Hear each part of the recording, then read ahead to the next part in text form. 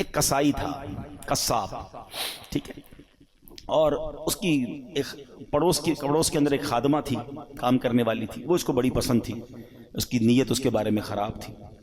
تو ایک دن وہ کہیں جا رہی تھی تو یہ بھی اس کے پیچھے پیچھے ہو لیا۔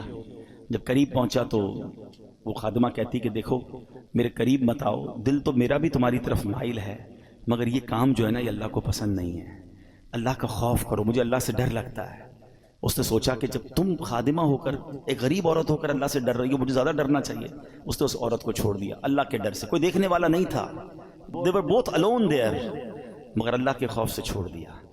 لیکن اب جب واپس آنے لگا نا تو راستے میں بڑی گرمی تھی، پانی دور دور تک نہیں تھا، پیاس سے نڈھال ہو گیا، اس سے مرنے کے قریب ہو گیا۔ تو ایک اور شخصیت وہاں سے گزرے، کہا آپ کون ہیں؟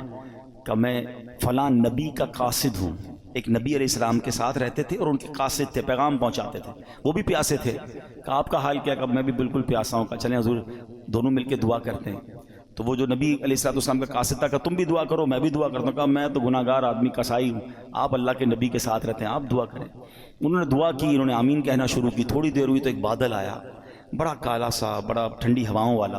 ان دونوں کو سکون ہو گیا، کہا چلو چلتے ہیں، اب پانی تلاش کرتے ہیں، ریلیکسیشن تو ہو گئی۔ تھوڑا آگے گئے تو اب راستہ دونوں کا ٹرن ہونے لگا۔ تو جو اللہ کے نبی کے قاصد تھے وہ مثال کے طور پر رائٹ ٹرن ہوئے، یہ کسائی کو لیفٹ ٹرن ہونا تھا، یہ قصاب لیفٹ ٹرن ہوا، بادل اس کے ساتھ جانے لگ گیا۔ اللہ کے نبی کے قاصد نے کہا تم تو کہتے تھے عام سا آدمی ہوں، کوئی نیک عمل نہیں، تمہارے ساتھ تو بادل جا رہا ہے۔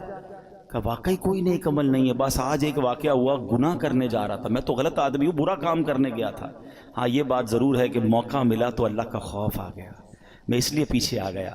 وہ اللہ کے نبی کے قاصد کہتے ہیں کہ توبہ کرنے والوں پر رب ایسے ہی انعام فرماتا ہے۔ آئے ہائے، ہم گناہ کریں، اسے ناراض کریں اور توبہ کر لیں تو وہ کیسے معاف فرماتا ہے۔